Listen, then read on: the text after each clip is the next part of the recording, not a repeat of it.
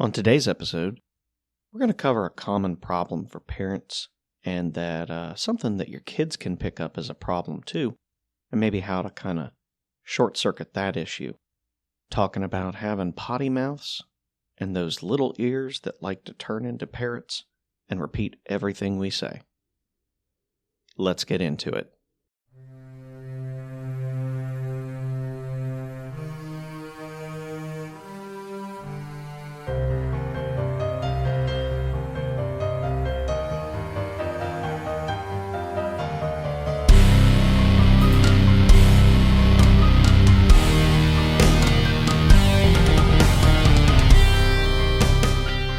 Welcome to the Way of the Dad podcast, where we fearlessly dive into the depths of dadness. If you like what you are hearing, please share the podcast and give it a review on the platform where you listen. Thank you.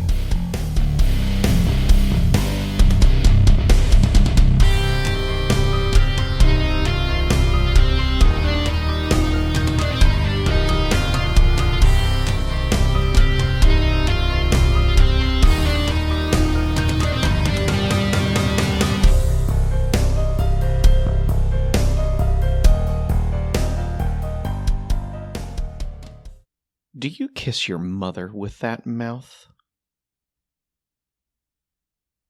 Hey there, welcome back.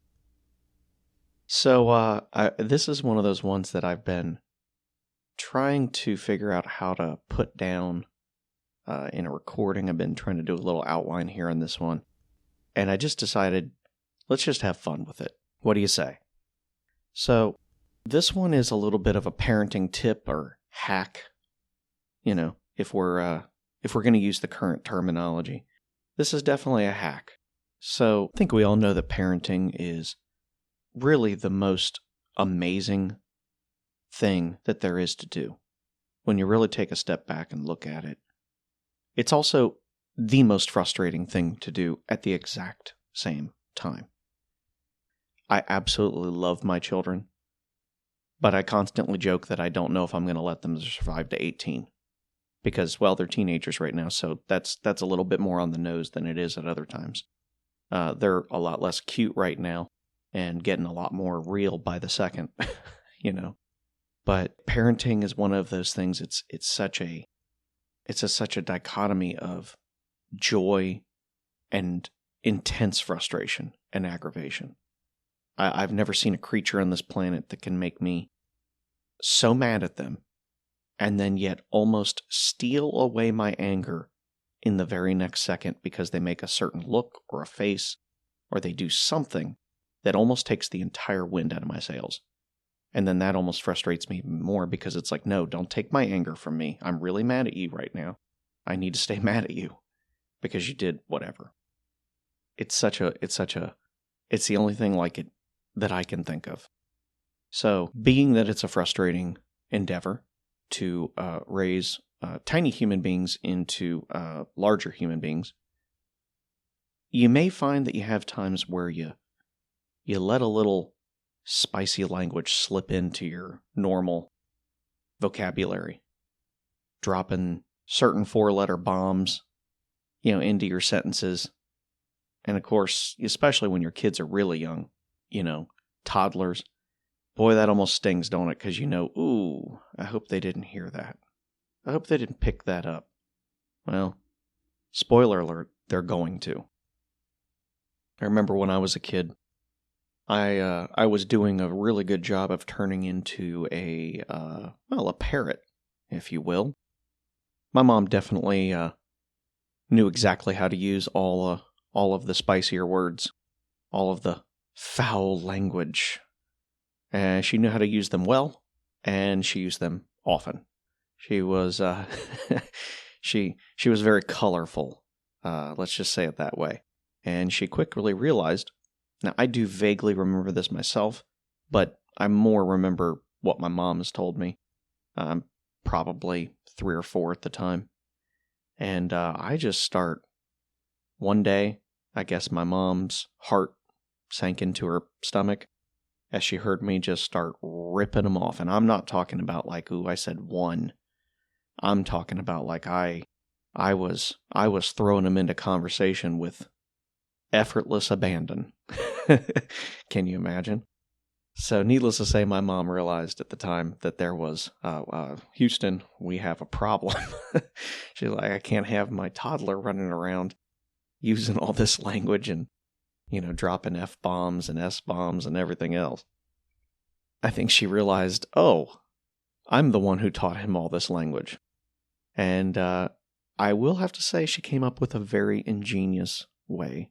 I'm sure she's not the only one. But this is one that sticks out to me, and I have used this.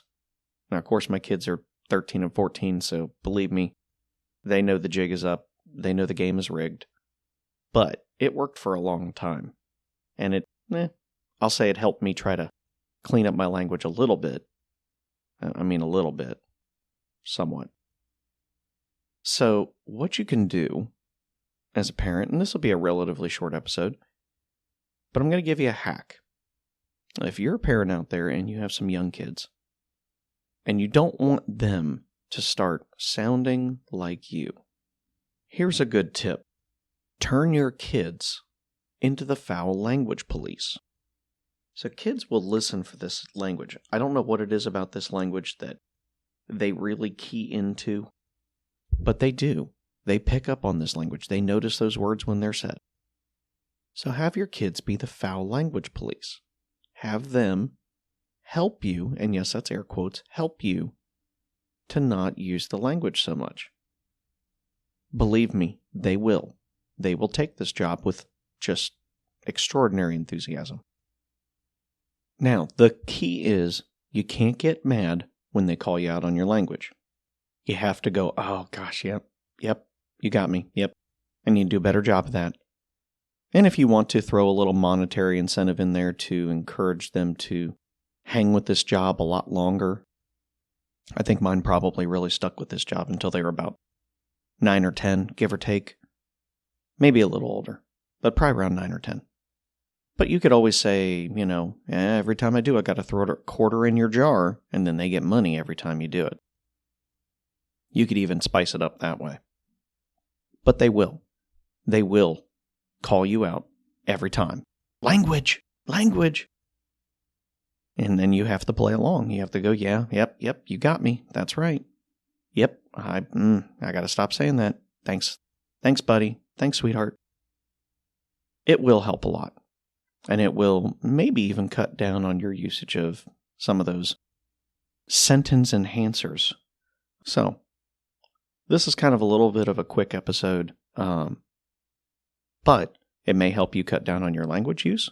It'll definitely cut down on your kids deciding at a very young age to start getting in those sentence enhancers and really learning how to use them and when to drop them for effect. What I'd love to know is I'd love to hear from you. If you have any stories like this from your childhood, anything like this that helped you as a parent that you remember, because for me, I remembered this very well. And I implemented this really early. Because, of course, I know exactly who taught me how to use all these words. My mom. God love her. But she did. She taught me how to use all these words. And I realized, oh boy, I could tell even as an infant. I'm like, oh boy, I'm gonna have to use this little trick here real soon. But I'd love to hear from you. I'd love for you to tell me any stories you have about what you experienced as a kid that you remember implementing when you became an adult. Smaller things like this, but any lesson at all would be wonderful to hear. Because I feel like a lot of us, we feel like we have these unique stories. But the funny thing is when we talk about them to others, we realize others have went through the same thing, because some of it's just human. It doesn't matter what religion you are, what country you were born in, whether you were poor or rich or in between. Some things are just human. And I'd love to hear your stories of what you experienced. And maybe we can do an episode where we talk about some of those stories, obviously with your permission, but I'd love to hear from you. course, best way to get in touch with me is either through the email, wayofthedadpodcast@gmail.com, or you can message me directly through Facebook at Way of the Dad Podcast. But I would love to hear any stories you have, anything you can share. And like I said, maybe we'll do an episode if I get enough feedback. Maybe there'll be an episode about those kinds of things like viewer submissions or listener submissions or whatever you want to call it. But I'd love to hear from you, even if we don't. Well, that's going to wrap it up for today. Be back soon with some more stuff.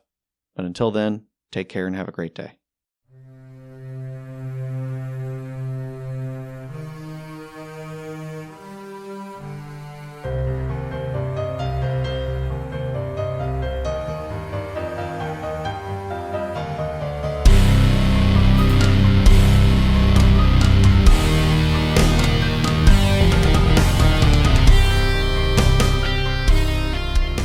Thanks for listening.